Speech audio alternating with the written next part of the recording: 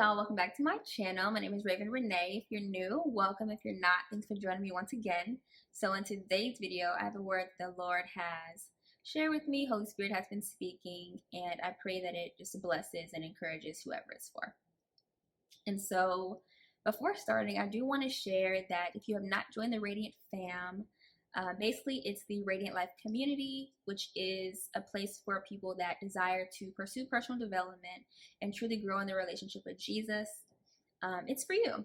And so it's, genuine community and just going further into becoming who God has called for us to be. And so if that sounds like something you're interested in, all the links will be in the description box below.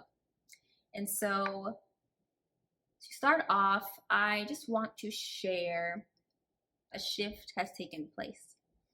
And this shift has been felt. For many of you, it's like, the Lord has been speaking to you about so many things and what he has for you regarding your new, regarding your next, and even like where you are right now, like in the spiritual realm, like in the spirit where you are. And many of you may not have seen it manifested in the natural, but you believe God, you trust God, and you know what he said is true. And so for many, it's like a shift has taken place, and it's kind of like finally being able to feel a lot of what the Lord has spoken about, like that joy that the Lord has spoken to us about, that overwhelming joy and so much. It's like finally being able to, and that, it's time, and then it's a new season, all these things that the Lord has spoken. It's like finally being able to feel those things in the natural, being able to finally feel that shift. And so it's like it's a lightness, it's a freedom, it's that joy, that those like weights, those chains, those burdens have been lifted off of you because the Lord has brought you through. And so that leads me to what the Lord spoke specifically, and he said that you've crossed over. He spoke this to me on May 1st, and he said you've crossed over. And so for many of you, you've gone through the process, you've been in the pit, and you've been journeying with the Lord, and he's been bringing you, he's been getting you through. But now he's saying that you've crossed over. And so in his word, in Joshua, this is where the Lord is leading the Israelites, across the Jordan River, and he gives Joshua the command on how to lead them across. And so some verses that I just want to share with you for you to look at is in Joshua 3, and it's verses 7 through 17, and that's quite a bit, so I'm not going to read the whole thing right now. But that is when the Lord has given Joshua commands on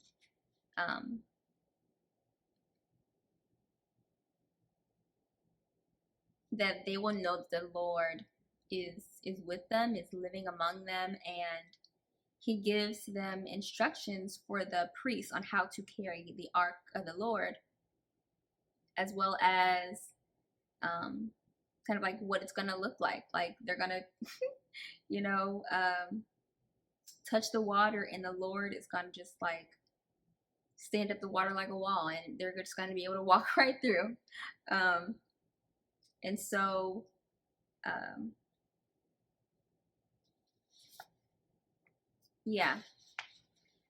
the Lord, and so the Lord was, just sharing that with me, that you've crossed over.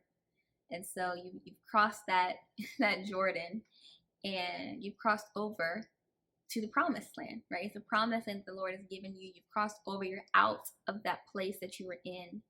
And even if the physical manifestation of what the Lord, like a specific promise or something like that, hasn't happened yet, hold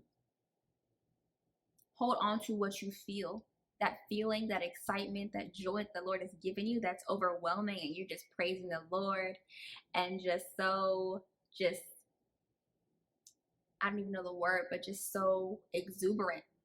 Like that is from the Lord. It's because He has set you free. It's because He has given you freedom, and He's also, it's like He's like snatched you out of the pit. Like you're not there anymore. You're not where you once were, and so the Lord has won the victory, and therefore you are victorious.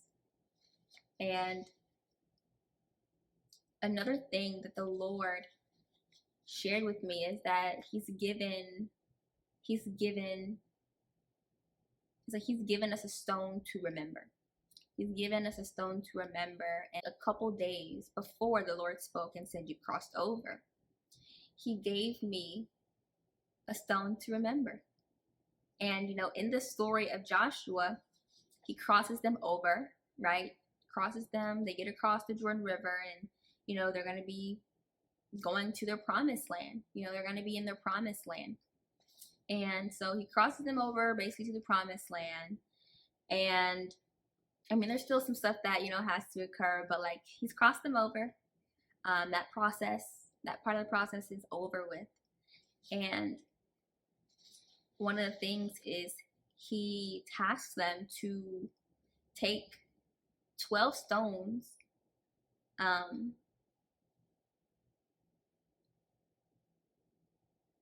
and to build a memorial. 12 stones for the 12 tribes of Israel, and for them to build a memorial. And in Joshua 4, so starting in Joshua 4, verse 6, it says, "We will use these stones to build a memorial. In the future, your children will ask you, 'What do these stones mean?' Then you can tell them, 'They remind us that the Jordan River stopped flowing when the Ark of the Lord's covenant went across. These stones will stand as a memorial among the people of Israel forever.' So the men did as Joshua had commanded them. They took 12 stones from the middle of the Jordan River, one for each tribe, just as the Lord had told Joshua. They carried them to the place where they camped for the night and constructed the memorial there. Joshua also set up another pile of 12 stones in the middle of the Jordan at the place where the priests who carried the Ark of the Covenant were standing, and they are there to this day. The priests who were carrying the ark stood in the middle of the river until all of the Lord's commands that Moses had given to Joshua were carried out."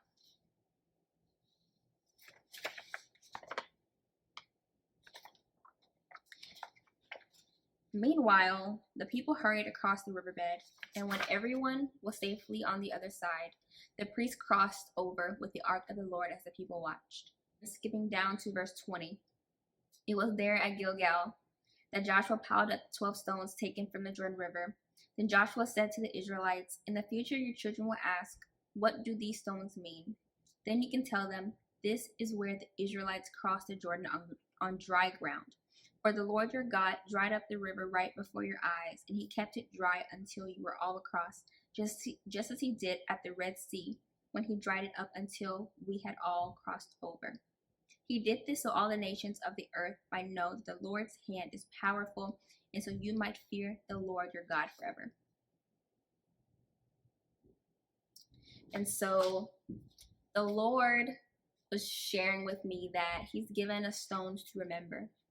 And even just personally, He literally gave me a stone to remember. He literally gave me, this was actually a couple days before He had spoken, said, "You crossed over." And at the time, I didn't know what, like, I wasn't thinking about that because He hadn't spoken that to me yet. But He literally gave me a stone to remember. And like, I didn't buy this, like the Lord, just how the Lord works things out. I'm just like, oh my gosh, like the Lord is literally so good and he is so good. But he literally gave me a stone to remember. He literally gave me a stone to remember, and that's what he did for these people, to the Israelites. They built up these stones, these memorials, to be a remembrance, to be a memorial. And so the Lord literally gave me a stone to remember, that I've crossed over and that he is powerful. And so, the stone that he gave me to remember is love. And love, love is the greatest thing. He is the rock, right? He is my rock. He is the love of my life. He is, and beyond, he is love.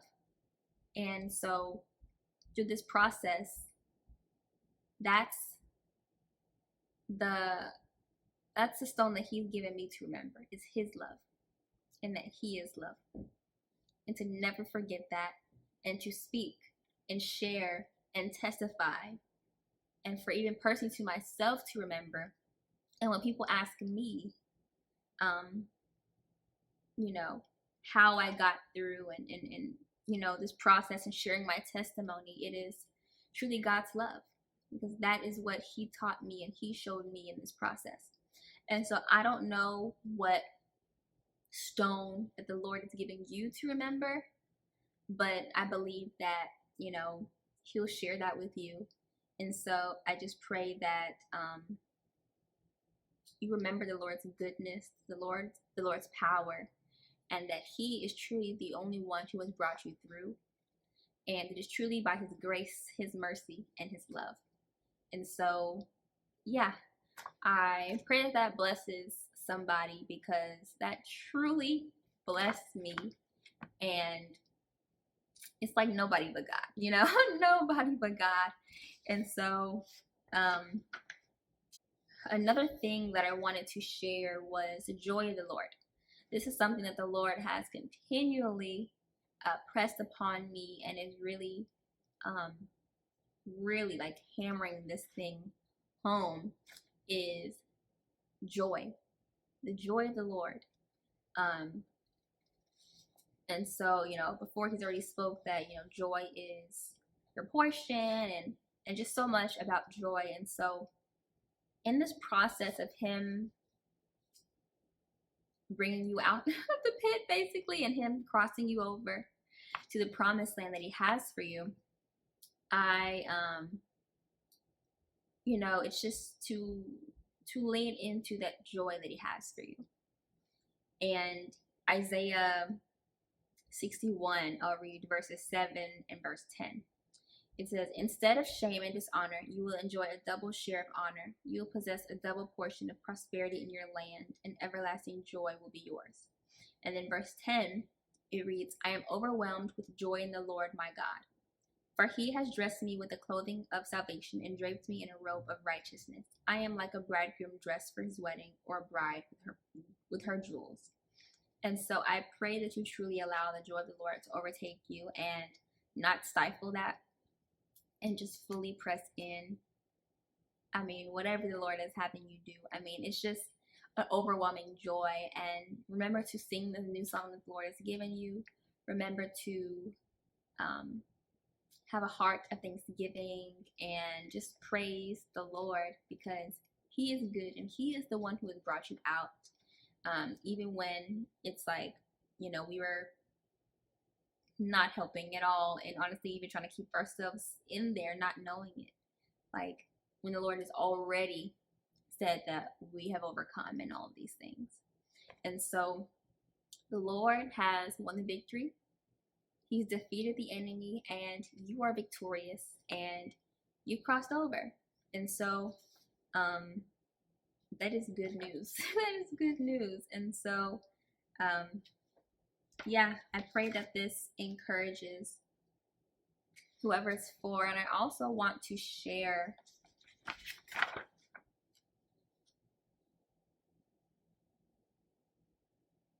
that,